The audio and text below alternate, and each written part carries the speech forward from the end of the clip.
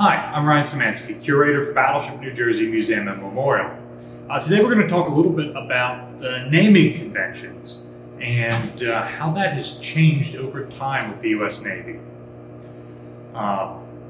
Famously, George Washington chose the names of the original 6 frigates for the U.S. Navy. He was given a list of names, approximately 8 or 10, and he picked 5 names off the list and then a 6th one that he thought was appropriate. Those names formed the basis of naming tradition in the U.S. Navy, and a number of sailing ships were named in the same vein. So the original 6 frigates were United States, President, Constitution, Congress, Constellation, and Chesapeake, which was the name that Washington pulled in that wasn't on the list. Other names that were on the list were things like Freedom and Independence, which a later sailing ship was named Independence. Like some of those names were taken. Other early sailing ships were named after people. After the first 6 frigates, there was a series of subscription-built frigates. One of them named after John Adams. One of them named after the city of Philadelphia.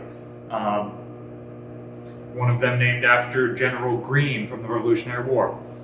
So the concept of naming ships after American ideals or institutions is there from the beginning. The idea of naming ships after people or places is there from the beginning. And throughout the age of sail, it evolves slightly. By the time the U.S. Navy really starts to bulk up in size leading up to the Civil War, the tradition is to name ships after rivers. The United States at this time has grown dramatically as a country, and features and land masses are incredibly important, especially since the bulk of the country is untamed. There are a very small number of cities at this point, and potentially more warships than major cities. So rivers, there's almost a limitless number of rivers in the country. So ships like the frigate Brandywine are named after the river, and also the fact that it's a Revolutionary War battlefield helps. Kearsarge, the famous ship that sank the Confederate raider Alabama, and the only name to be chosen for a battleship which wasn't a state. So in the post-Civil War years, there's already a tradition of naming the ships of the line, the capital ships of the period, after states.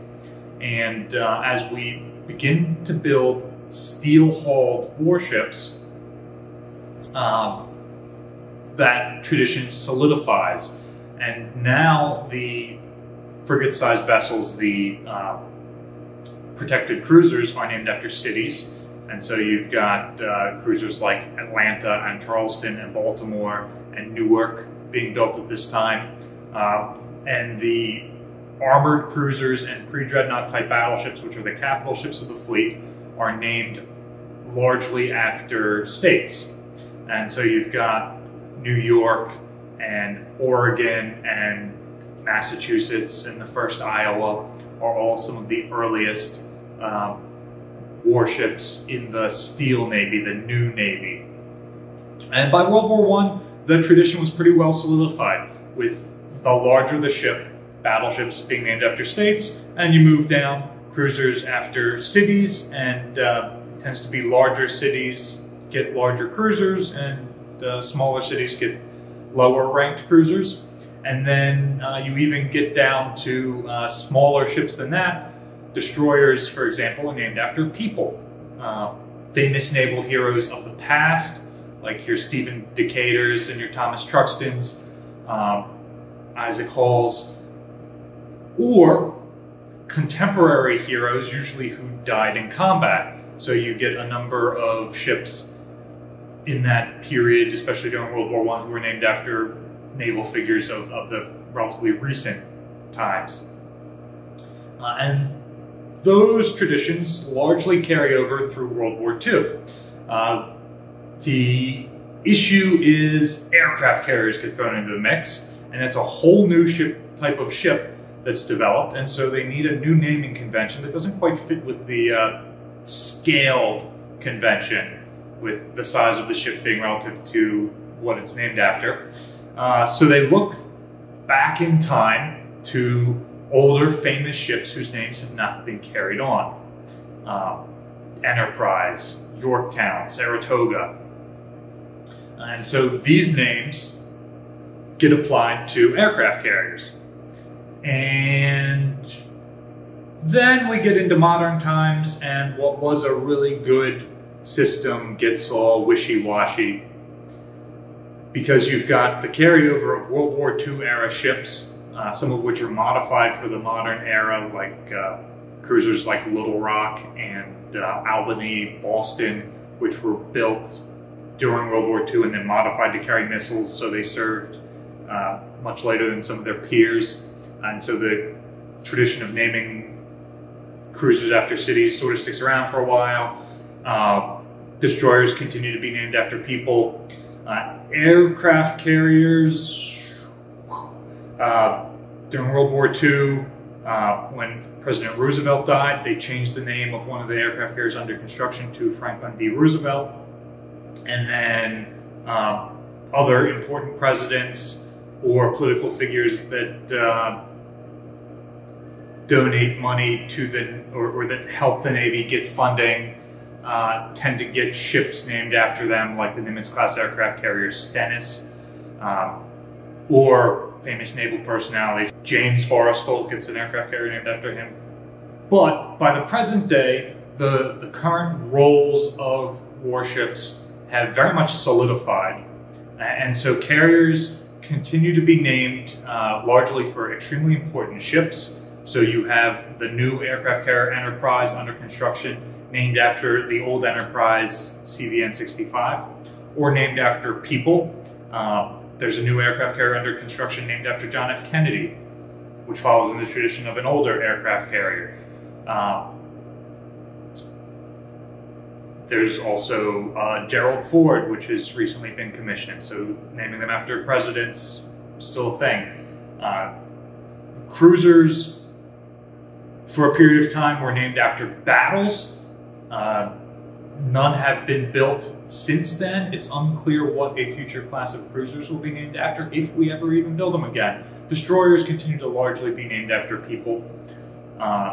It tends to be going more towards contemporary people than past naval heroes, although there are a significant number of destroyers in the fleet named after past naval heroes.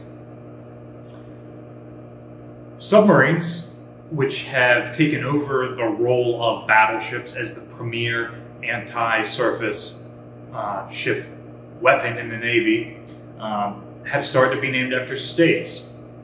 For a brief period of time, some large nuclear cruisers were named after states, and then nuclear ballistic missile submarines, and now even smaller attack submarines that used to be named after cities. And so you have something like New Jersey. There have only been 3 New Jerseys in history. Battleship number 16, which was one of the members of the Great White Fleet. Battleship number 62, which we are on today, which was around for the better part of the 20th century and prevented her name from being passed on to other ships because she kept being recommissioned. And now a modern submarine, SSN 796, which is a Virginia-class attack submarine under construction currently. If you come out and visit the battleship, we have an exhibit dedicated to the 3 New Jerseys, which we're standing in today, and you get to see this on the tour route. Make sure you come out soon. It is a rotating exhibit, so it could only be here for a year or so before we swap it out with something new. And that brings us to the change which we are getting to see in front of our eyes today. The Secretary of the Navy gets to approve the names of ships.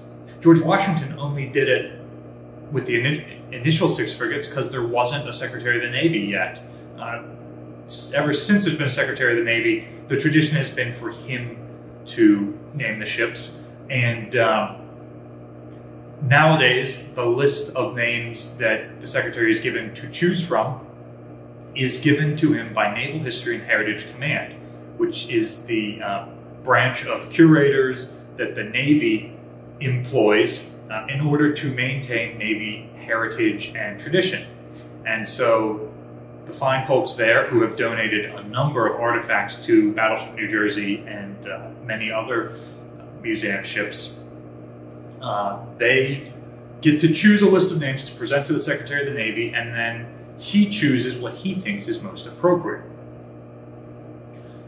And that brings us to the first museum ship I started working on, the sloop of war Constellation. So the name Constellation is one of the original 6 frigates, named after the constellation of stars which formed the American flag. So it was one of those American ideas that Washington chose to name a ship after. She was a very successful frigate, and in the 1850s, when she was about 60 years old, she was in pretty rough shape and she was fairly obsolete. So she was scrapped, and a new sloop of war of approximately the same size was built in the same exact slipway where she had been scrapped, and the money to build this new sloop of war was taken from the repair fund, because it was easy to get repair money from Congress. It was real difficult to get money to build a new ship. So a new sloop of war named Constellation was built, which for a couple generations was mistaken for the old frigate, but we now know to be 2 completely separate ships with completely unique designs. Then in the 1920s, the Navy decided to build battle cruisers for the first time. And one of the names chosen for the battle cruisers was Constellation. Another one was going to be named Constitution. And the Navy decided that even though they still had the original Constellation, Constitution in commission, they were going to change their names to Old Constellation, Old Constitution, so they could reuse the names on modern active duty ships. And they did that for a couple of years, and then the battle cruisers were canceled by the Washington Naval Treaty in 1922. And so Old Constellation, Old Constitution reverted to their names. And so that was that. Then in 1955, the U.S. Navy finally decommissioned the Civil War era sailing ship Constellation, which had been used as a training ship and a barracks and a floating office building for a number of decades. And that freed up the name for the aircraft carrier Constellation, CV-64. So she was one of the last conventional powered aircraft carriers in the Navy, and she served up in the late 90s, early 2000s, and was then decommissioned and has since been scrapped. So her name is available again, and Battleship New Jersey staff was honored to be in Baltimore on board USS Constellation, the Civil War sloop of war, when Secretary of the Navy Brightwaite came on board to officially announce that he was going to name the new class of frigates being built by the U.S. Navy the Constellation class frigates. Finally, the fourth and last ship to carry the name Constellation was CV-64, a world-class supercarrier which stood the watch throughout the twilight struggle of the Cold War and struck the opening blows of the global war on terror. She was a mighty and revered ship, of whom many in uniform today recall with great pride. George Washington personally selected the name Constellation. In doing this, he is evoking the names of older warships to continue that tradition.